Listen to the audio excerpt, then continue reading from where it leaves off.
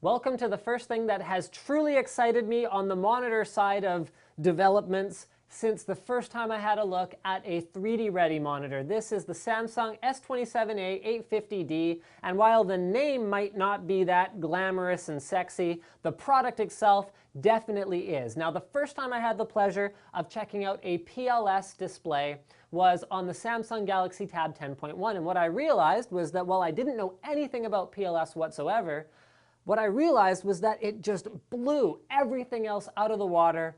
All the IPS displays, including the one on the Transformer, the IPS display on the iPad 2, just destroyed them in terms of the color vibrancy, the depth of the blacks, and the brightness of the whites. Just an amazing looking screen. But then I went, well, why is it only on a tablet?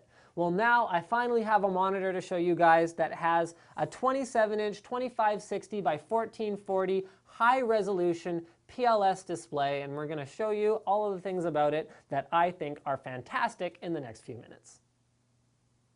Now, Samsung's pitching this as a professional class LCD, and I can see why they would do that for a number of reasons. Number one is the cost. It's not cheap, although I would definitely consider it to be price competitive with other displays out there in the 27 to 30-inch range. And with high resolution panels like this, remember, it is much more expensive to produce a 2560 by 1440 or 2560 by 1600 panel than a 1080p panel. 1080p is not even high resolution compared to those. They're about 2 times the total resolution that 1080p is. So what that means is higher pixel density. So if you've ever used a Retina display on an iPhone 4 or an iPhone 4S, you'll know that pixel density is very noticeable, especially when you are looking at text or looking at images. So Samsung's pitching this as professional. So why?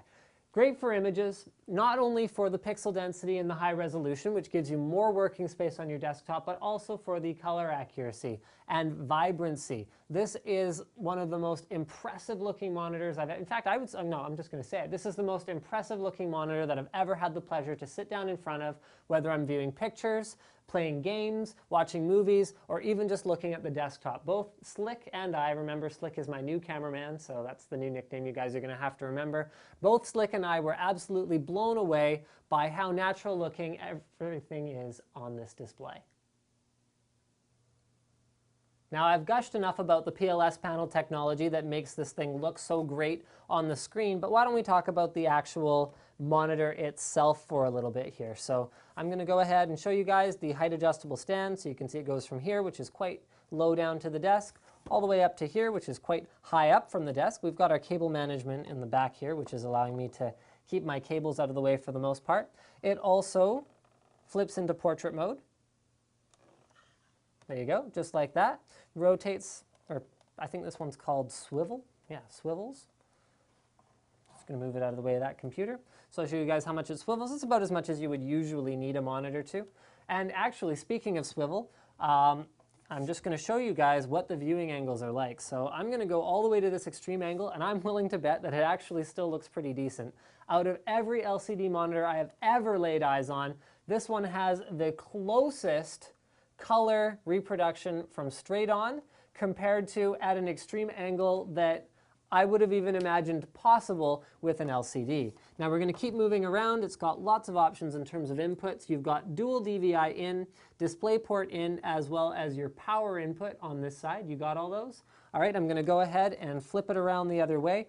And on the other side, you're going to see, yes, it has an integrated SuperSpeed USB 3 hub. So there's your input, there's your 3 outputs. So that means that whether you've got USB drives or peripherals, you can plug all those in. Remember, USB 3 is backwards compatible. We've also got a headphone port as well as an audio in port. You can also see the cable management clip that I'm using to hold on to my DVI, as well as my power cable and the power brick. It does need a power brick because part of what makes this monitor so slim, and I'll do my iPhone 4 thickness comparison, so it's about 2 iPhone 4s thick. Part of what makes it so slim is the LED backlight and the fact that Samsung did not build in the power circuitry and only did the logic circuitry that goes with the display inputs, as well as the components that are required to actually drive the panel itself.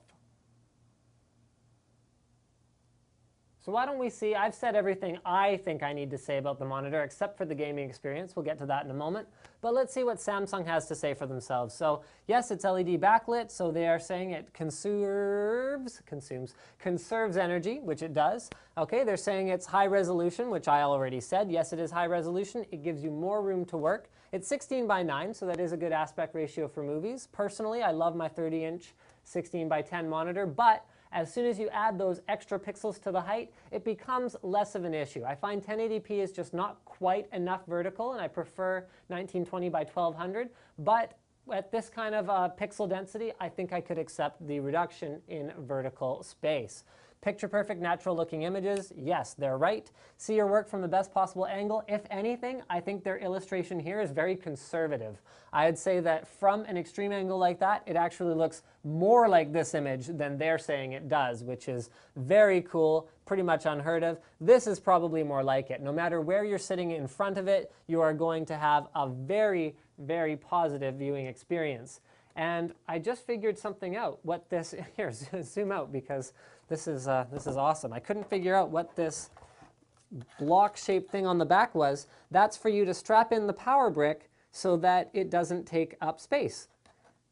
Yeah, so that it doesn't just hang off the back of the monitor like that and look bad on your table, the way I've had it looking in this tech tip. So there you go, they did think of that. And what else do we have here? Adjustable height, all that good stuff. One monitor, twice the capabilities. So yes, you have up to 3 different inputs that you can select. Super speed USB, save energy and see the results with their energy tree, which is kind of a little thing in the on-screen display that shows you how many trees you've saved by using features such as smart motion technology. So smart motion technology, apparently I hit the power bar, but that's okay, we're going to keep rolling. Smart motion technology uses this sensor right here to detect when you are in front of the monitor and turn on, and then detect when you move away from the monitor and turn off. So that is a pretty neat little feature, and we're going to power our system back on here, and then we're going to get some gaming going on here, and it's going to be awesome for me, but you guys are going to be looking at it on your own monitor through a camera, so you might not quite get the full experience, but trust me, it's awesome. So I would argue that the features that make this monitor excellent for professional use also make it excellent for gaming. Now I could tell you guys about the specs of the monitor in terms of the response times in milliseconds, as well as the, oh, hold on, let me kill this guy. Yeah, there we go. The response times in milliseconds, as well as the contrast ratios. But the reality of it is those specs are usually fairly meaningless because they're not comparable from one manufacturer to another, and they're also often not comparable from one line of LCDs, whether it's, a professional line or a consumer line, within a single manufacturer from one line to another. So what I will tell you guys is that the color reproduction makes for a great gaming experience. The fact that it is very low latency, even if you're using the scaler, because this monitor does have a built-in scaler, is outstanding. There's almost no motion blur, which is commonly referred to as ghosting.